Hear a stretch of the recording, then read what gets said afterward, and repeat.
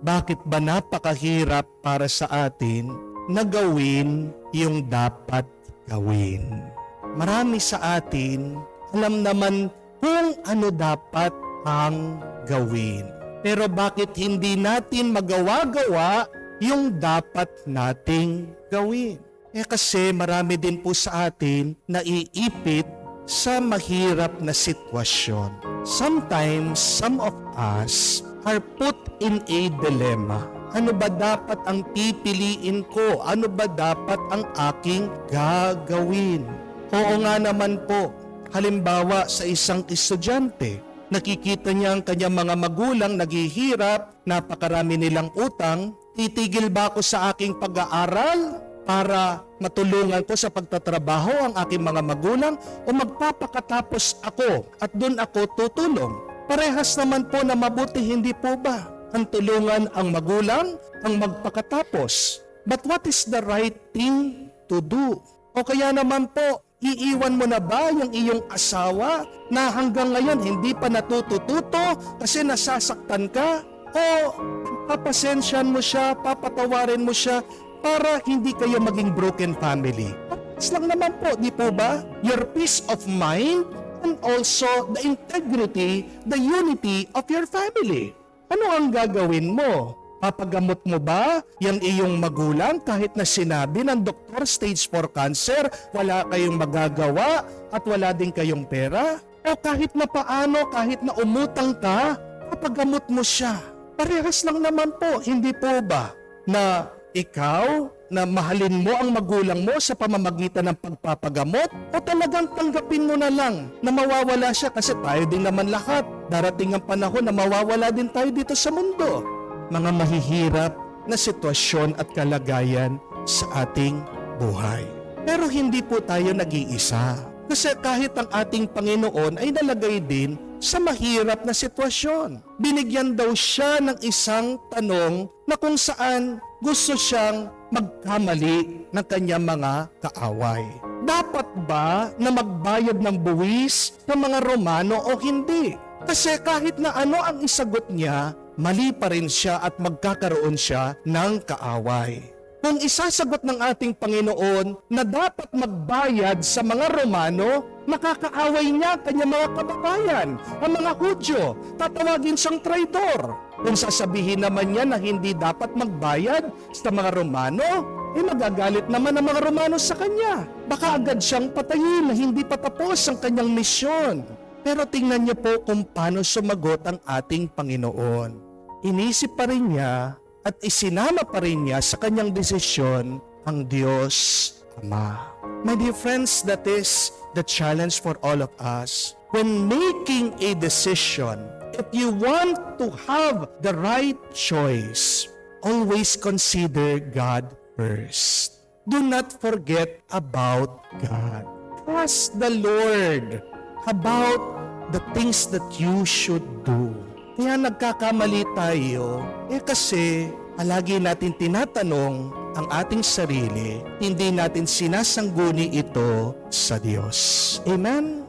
But if you ask God first, and if you follow the Lord, decisions will be simple, and you will make your choices easily. At kung ang Diyos ang tatanungin, ano ang sasabihin ng Diyos sa atin? Sa paggawa natin ng ating mga desisyon, the Lord will tell us to always choose the most loving thing to do. Choose the most loving thing to do. Kayo nga po, choose the most loving thing to do. Piliin mo yung kung saan ka mas makakapagmahal. Madami po kasi sa atin, paano pumili? Pinipili yung kung saan sila mas kikita. Pinipili yung kung saan sila mas aangat sa kanilang buhay. Pinipili nila kung ano yung mas magaan, mas madali. I think that is wrong, my dear friends. If we are followers of Jesus, if we are serious in our spiritual life, that should be our first priority, to choose the most loving thing to do. And now the question is, what is real love? Ano ba ang tunay na pagmamahal at pagmamalasakit? Simple lang po ang definisyon na gusto kong maalaala nyo, matandaan nyo, at maunawaan nyo. When you say love, you should define it as the desire to nurture another without any judgment or opinion. Yun yung tunay na pagmamahal at pagmamalasakit. Yung meron kang pagnanasa na ingatan, gabayan, na walang pag-aalinlangan, walang paghuhusga, at wala ding hinihintay na kapalit. Amen? Alam niyo po, pag wala tayong pagmamahal sa ating buhay, ano ang nagiging epekto? Una, there is indifference. May nararamdaman natin, na papakita natin na minsan wala tayong pakialam sa iba. At madalas, yan din po yung malungkot na kwento na nangyayari sa ating mga pamilya. Hindi po ba? Ang kasabihan nga that a family should support one another. And yet many times, a lot of families just watch each other and talk about each other behind the other's back. Imbis na tulungan mo, pinapanood mo habang sila ay naghihirap. At hindi lang yung pinapanood mo sila habang sila'y nagdurusa. Minsan, binababa mo pa sila, sinisiraan mo sila, at chinichismis mo sila. Hindi po ba, pagdating po sa boxing, meron pong patakaran. Ano po ang sasabihin ng referee? No hitting below the belt. Hindi po ba? Para saan po yon? Para habang sila po ay kahit na nagsusuntukan, wag naman sobra-sobrang sakit. Tingnan niyo po, naiintindihan po ng mga atleta yon sa paligsahan. Wag naman sobra-sobrang pananakit. Pero minsan, bakit ba yung mga magkakapatid, magkakamag-anak, pag sila ay magsalita, kung meron silang ginagawa, sobra-sobra ang sakit na kanilang pinapakita o pinaparanas sa bawat isa. Yun yung malungkot na katotohanan. Sometimes we hit below the belt at wala mang pag-aalinlangan sa atin. Bakit? Because there is no real love. Wala kang pagnanasa na ingatan o arugain o gabayan ang iba at meron ka pang huhusga. At secondly, when there is no love, there is abuse.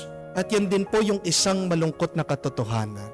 Merong mga ibang ama na kung saan kaya nilang abusuhin ang kanilang mga anak na babae. At hindi pa nakukontento sa kanilang anak. Pag nakita pang mga pamangkin, pati sila nagagalaw nila. Paano nila nagagawa yun? Bakit napakatigas ng puso? Ito ay dahil walang pagmamahal. And lastly, when we do not have any love, we can hurt even the vulnerable, even the weak.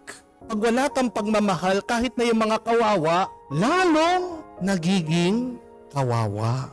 Meron po akong isang kaibigan, kwento niya, kamakailan aksidente po yung kanyang kapatid habang nagmomotor gabi. Tumilapon po itong nakasakay ng motor at habang nakahandusay daw, nakahiga sa daan, dumudugo. Napakarami po ng tao na dumadaan-daan pero wala man pong tumulong. Masakit na kwento, meron pa daw pong dumaan. Imbis na yung tao na na-aksidente yung kanilang tingnan, pinuntahan yung kanyang motor. Ano pong ginawa? Binuksan yung motor, tinitignan. Ano yung makukuha nila? At ninakawan pa yung tao. Di pa ba nakakalungkot yun? Pero bakit ba minsan kaya din natin gawin yun sa iba? Kawawa na, lalo pa natin kinakawawa. Dahil walang pagmamahal sa ating puso. Sino mga tao na walang pagmamahal sa puso nila? Kung hindi ang mga taong malayo sa Diyos. When you do not have God in your heart, do not expect that person to have love in their life. It just follows that when you have God, you are a loving person. Amen? My dear friends, this is our call. Choose the most loving thing to do. When you choose the most loving thing to do, my dear friends, your life will become much easier, will become a lot lighter, and a lot more peaceful.